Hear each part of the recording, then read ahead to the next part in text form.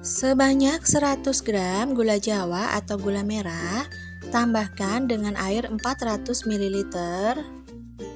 Masak di atas kompor menggunakan api cenderung kecil saja. Tambahkan dengan 1 lembar daun pandan yang sudah diikat simpul, kemudian diaduk-aduk merata.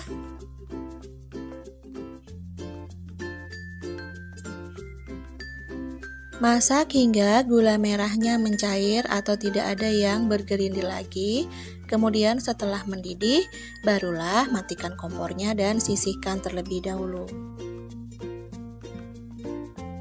Sebanyak 4 lembar daun pandan. Di sini daun pandannya udah saya cuci, kemudian saya gunting. Potong atau gunting kecil-kecil saja ya teman-teman. Kemudian tambahkan 500 ml air. Selanjutnya kita akan blender hingga halus.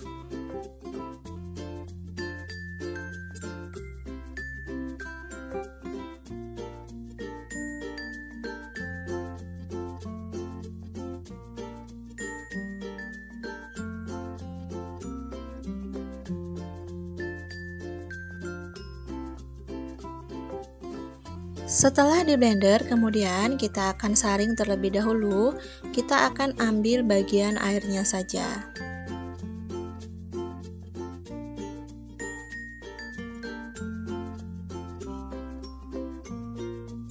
Siapkan panci atau wadah, kemudian tuangkan sebanyak 200 gram tepung beras. Kemudian kita akan aduk-aduk menggunakan air daun pandan yang tadi udah kita blender. Aduk-aduk merata.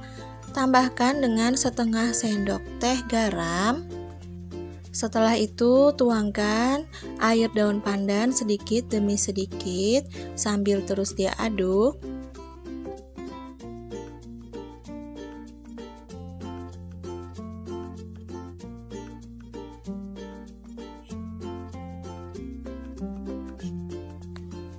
Agar warnanya nanti lebih cantik, saya tambahkan setengah sendok teh pasta pandan, kemudian aduk-aduk merata kembali.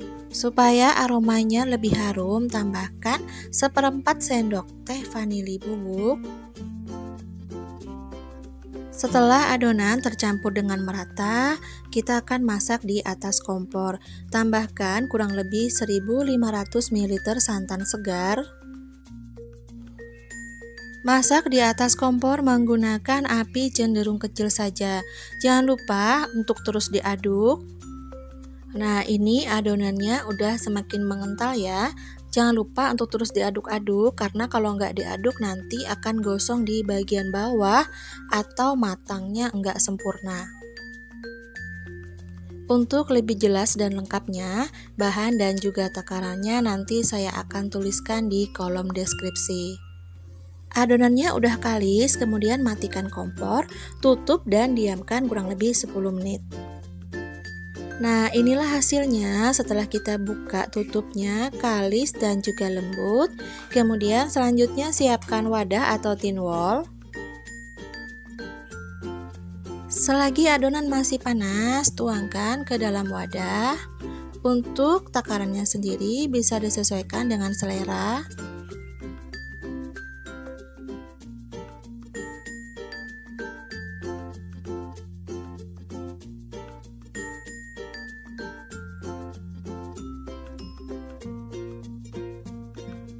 Setelah semua wadah atau tin wallnya terisi, kemudian kita akan diamkan atau dinginkan kurang lebih 10 menit. Nah, inilah hasilnya setelah kita diamkan selama 10 menit. Bubur sumsum versi daun pandan ini bisa untuk ide jualan. Untuk harganya sendiri bisa disesuaikan dengan harga bahan-bahan di daerah kita masing-masing, karena untuk harga bahannya sendiri otomatis berbeda ya. Olahan ini bisa juga untuk sajian pada saat ada keluarga atau sahabat yang berkunjung ke rumah.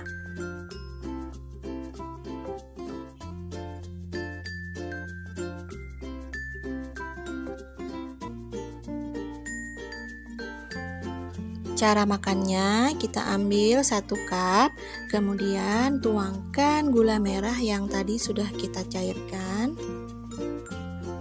Seperti ini, benar-benar cantik banget ya teman-teman tampilannya. Kita akan coba bagaimana rasanya, apakah enak?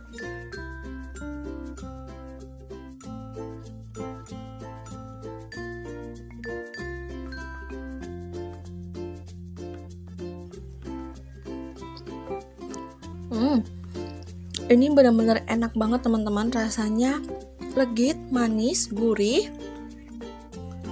Manisnya pas, harum banget aroma dari daun pandannya. Bener-bener enak banget, pokoknya wajib coba di rumah. Dijamin gak nyesel karena takarannya itu pas banget. Dari bahan-bahan yang sangat ekonomis, mengolahnya pun sangat mudah, bisa jadi makanan seenak ini.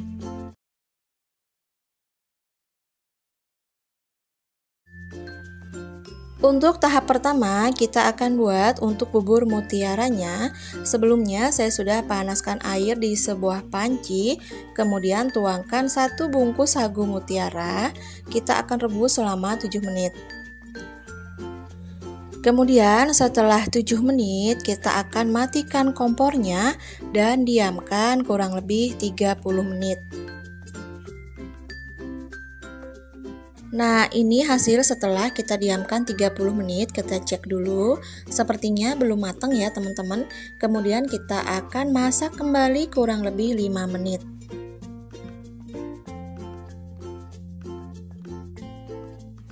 Setelah direbus kembali 5 menit, angkat, kemudian kita akan saring.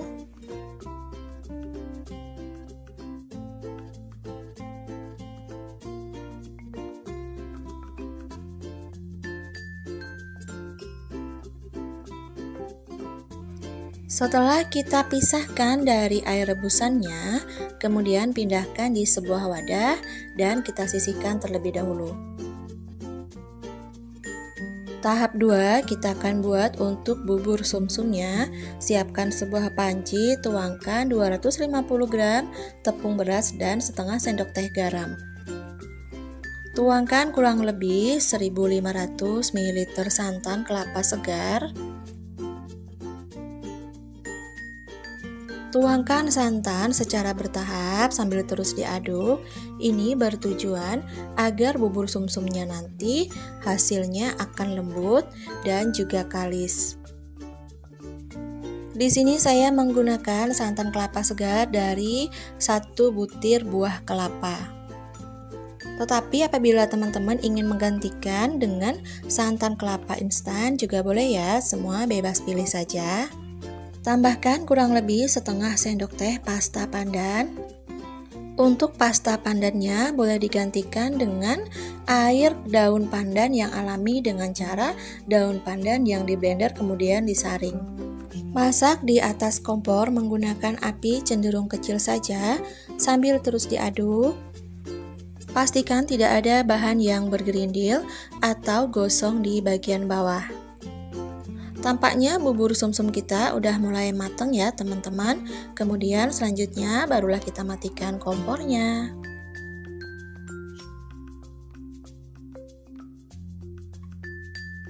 Angkat bubur sumsum, pindahkan ke sebuah mangkok atau wadah, lalu kita akan sisihkan terlebih dahulu.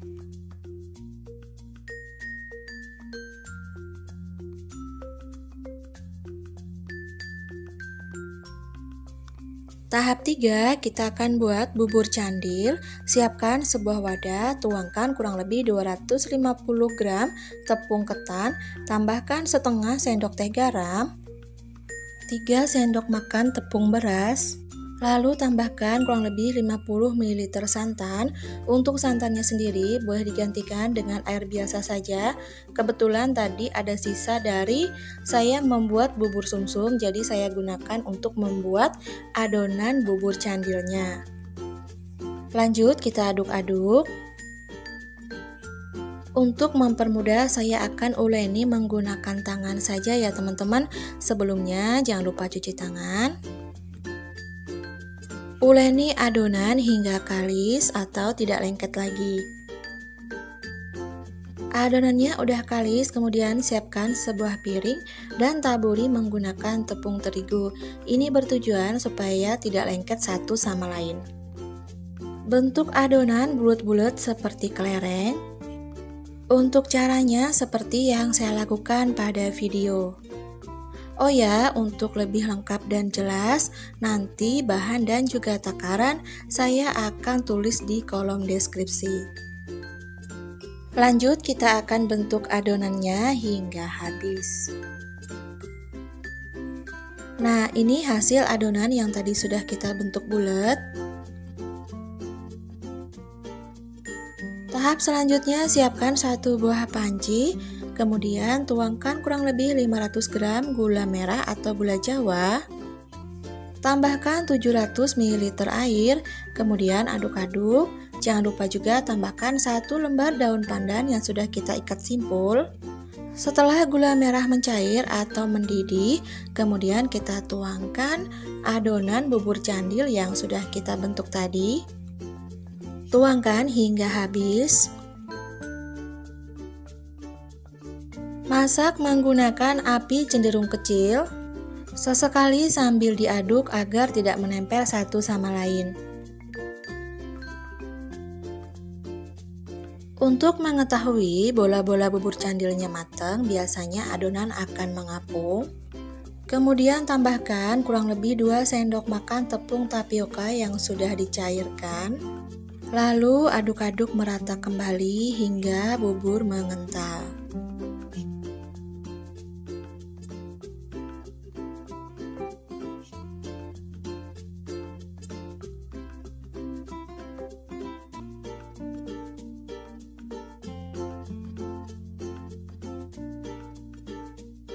Setelah mendidih, angkat dan pindahkan ke sebuah wadah, kemudian sisihkan terlebih dahulu. Tahap terakhir, kita akan buat kuah santan gurih. Banyak 500 ml santan kelapa segar, setengah sendok teh garam. Tambahkan kurang lebih 2 sendok makan tepung maizena. Cairkan menggunakan santan. Selanjutnya kita akan tuangkan, masak di atas kompor menggunakan api cenderung kecil.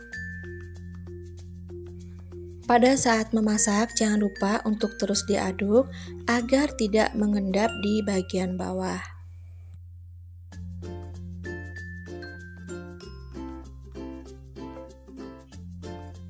Setelah kuah santan gurihnya mengental, kita boleh matikan kompornya.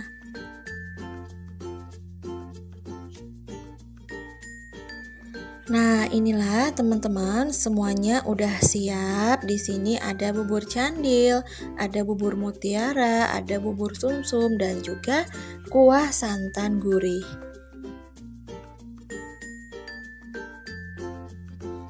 Supaya lebih simpel dan menarik, siapkan beberapa buah cup atau tin wall. Untuk tin wallnya sendiri, saya memilih ukuran 200 ml. Tuangkan bubur sumsumnya terlebih dahulu, kemudian lanjut bubur mutiara. Selanjutnya adalah tuangkan bubur candilnya.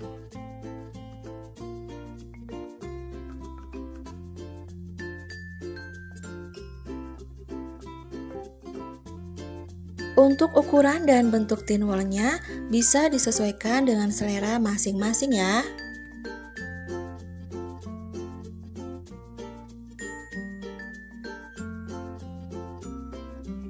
Nah, inilah hasilnya teman-teman. Bubur campur kita udah jadi. Udah siap disajikan, dinikmati pada saat waktu santai atau apabila ada acara keluarga, ada acara arisan. Bisa juga untuk ide jualan. Untuk harganya sendiri bisa disesuaikan dengan harga bahan di tempat teman-teman masing-masing.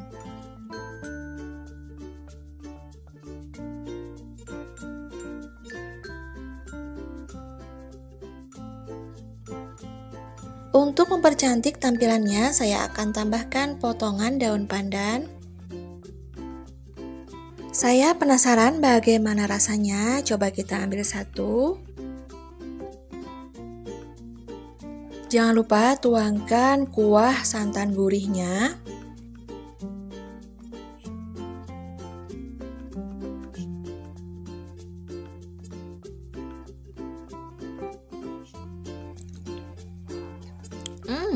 Rasanya benar-benar enak banget teman-teman, manisnya pas, gurih, lembut, dan juga lumer. Wajib coba di rumah karena benar-benar enak banget. Dari bahan-bahan yang sangat ekonomis bisa jadi makanan seenak dan secantik ini. Untuk ide jualan bisa dikemas seperti yang saya lakukan pada video. Sebagian sisanya tadi saya taruh di tin wall bulat seperti ini. Oke, baiklah teman-teman, terima kasih ya yang sudah menemani saya bikin bubur campur hari ini. Selamat mencoba di rumah, semoga bermanfaat. Jangan lupa untuk selalu dukung channel ini dengan like, komen, dan subscribe. Dan jangan lupa juga aktifkan lonceng notifikasinya. Sekian dulu video saya kali ini dan sampai jumpa di video saya selanjutnya. Terima kasih, bye-bye.